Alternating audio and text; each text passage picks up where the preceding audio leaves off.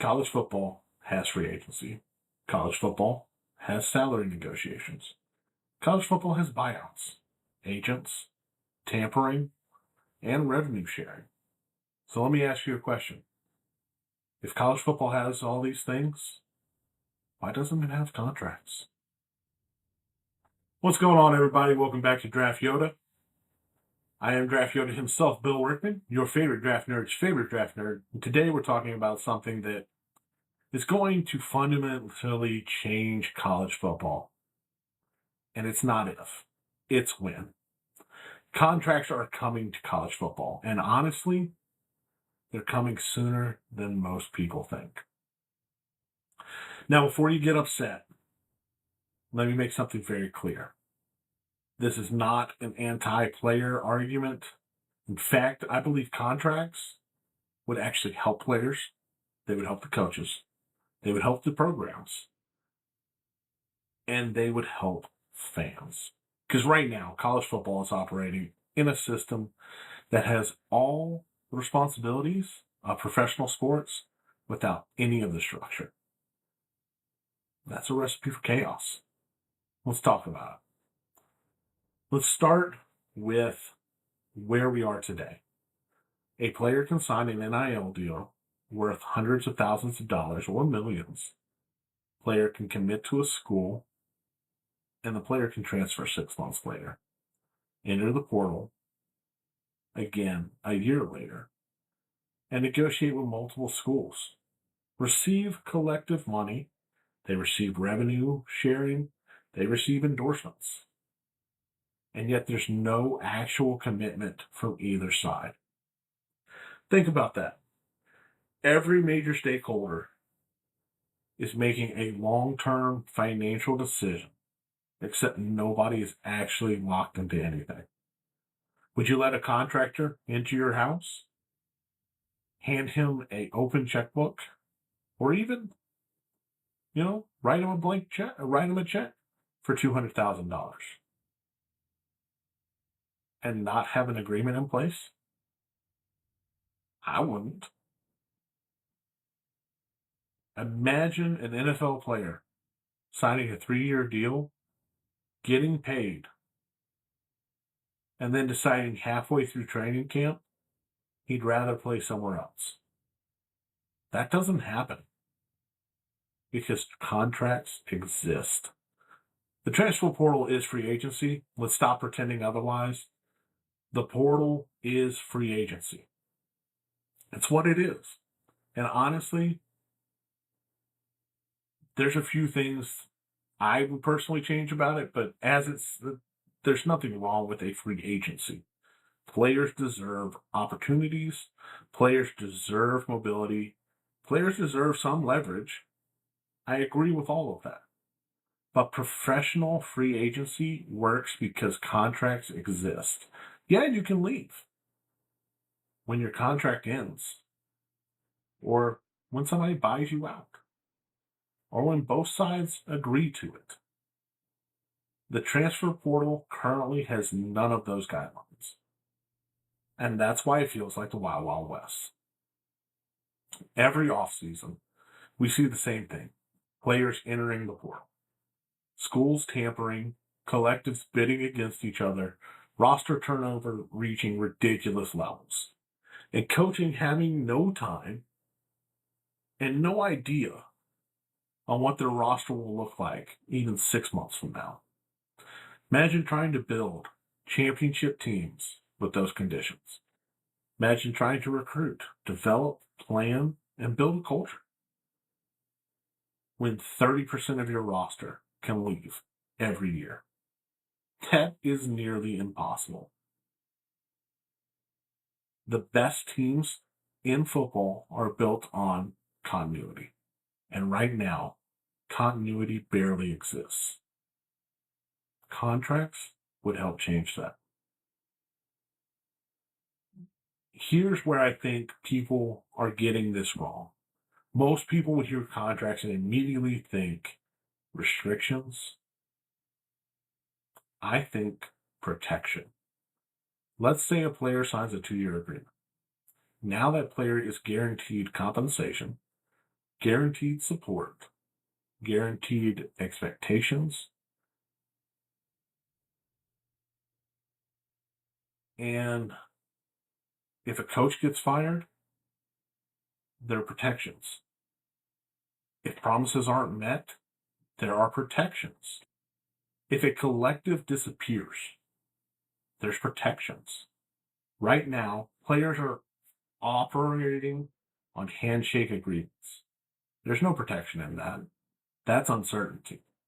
Contracts create certainty, and certainty helps players. It's as simple as that. Let's look at it from the school side. Imagine building a roster. You recruit a quarterback, develop him for 2 years, spend resources on him, create an offense around him, and then Ohio State shows up and offers him more money. Texas Tech shows up, offers him more money, and he's gone. It's not building a roster. You're renting. You're not building. And that's one of the biggest problems in college football today.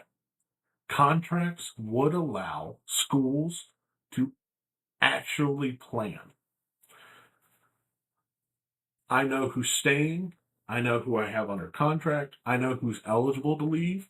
I know who I need to recruit to stay, who's eligible to leave, or tell them, hey, thanks for staying. Peace and joy with your next experience. I know who's available. And most importantly, I know what we're building. One thing people don't talk enough about is player development. Great programs develop talent. They don't just buy it. Look at Georgia, Ohio State, and look at Notre Dame. Historically, those programs turned 3-star recruits into NFL players. But development takes time. If players leave every year chasing NIL money, development suffers. Contracts encourage players to stay, and staying benefits them when they can develop. And let's be honest, coaches already operate under contracts, athletic directors operate under contracts, conference commissioners, television networks. Everybody in college athletics has contracts, except for the players. That disconnect is becoming harder and harder to justify, especially when players are generating revenue and receiving compensation. If you're going to treat players like professionals financially, eventually you have to treat the entire system professionally, and that means contracts. What the contracts could look like is simple to me. I envision either 2-year contracts across the board or 3-year contracts for high school athletes and 2-year contracts for transfers. There'll be buyout clauses, there'll be transfer clauses, performance incentives, academic protections, medical protections, revenue sharing structures. It gives both sides clarity. And because clarity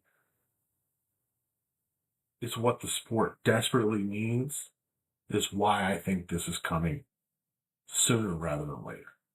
The biggest benefit isn't money. It's not roster stability. It's not recruiting. It's trust. Right now, nobody trusts anybody. Players don't trust schools. Schools don't trust players. Fans don't trust collectives. Coaches don't trust the portal. Contracts create accountability, and accountability creates trust. You know what else? Contracts have case law. It's as simple as that. Contracts have case law. I know what I can and cannot do with a contracted employee. You know what doesn't have case law right now? The transfer portal and the NIL. Make them contracts. I think contracts are coming, not eventually. I think they're coming soon. Revenue sharing is already here. NIL is already here. Collectives already exist. Players already have agents. There's no putting this genie back in the box. The legal framework is rapidly moving towards employee-style relationships. The sport's already operating at a professional level. The only thing missing is the paperwork. And eventually somebody is going to realize the easiest way to solve many of the problems that we're facing today is through contracts. If I'm Tulane, for example, and I've spent 3 years developing this player, okay, and Alabama wants them, they can pay the buyout clause. You know what that helps? That helps Tulane. Because now I can that helps all of the smaller schools. Because now you create a development pathway for your elite level prospects where they can go to a school, they can get development, they can progress, and then the school gets paid out because the buyout clause allows a bigger school to come in and buy out their contract. Now those small schools make their money and keep their programs alive and keep football across the board. I know some people are going to disagree with me. I know it. They'll say contracts limit player freedom, and hey, that's fair. Contracts don't eliminate freedom, though. They structure the freedom. The NFL has free agency. The NBA has free agency. Major League Baseball has free agency. NHL has free agency. Every professional league has free agency. And every one of them also has contracts. The two things work together. They're not opposites. College football is changing. Whether we like it or not, the sport isn't going back to what it was 10 years ago. The ship has sailed. The question isn't whether players should get paid. They're already getting paid. The question isn't whether players have leverage. They already have leverage. The question is whether college football can create a system that protects players while also creating stability. And in my opinion, contracts are the answer. Not because I'm anti-player, not because contracts are anti-player, not because they're pro-college football. More importantly, they're pro-player. Safety in a contract and agreed upon conditions makes everybody working from the same sheet at the same position and creates a safety net for the players, for the schools, coaches, and everybody involved. But that's just my opinion. Do you think contracts are coming to college football? Would they help fix the transfer portal? Would they create a bigger problem? Could they, like I suggested, have buyout clauses where smaller schools get paid for developing prospects for higher schools? Drop your thoughts down below in the comments. If you enjoy college football conversations like this, we go beyond the headlines. Make sure you hit the like button, subscribe to the channel. So we're going to keep putting in the work. We do draft prospects. We do college football here on Draft Yoda. And as always, I'm Draft Yoda, Bill Rickman, your favorite draft nerd's favorite draft nerd. I'll see you guys in the next one.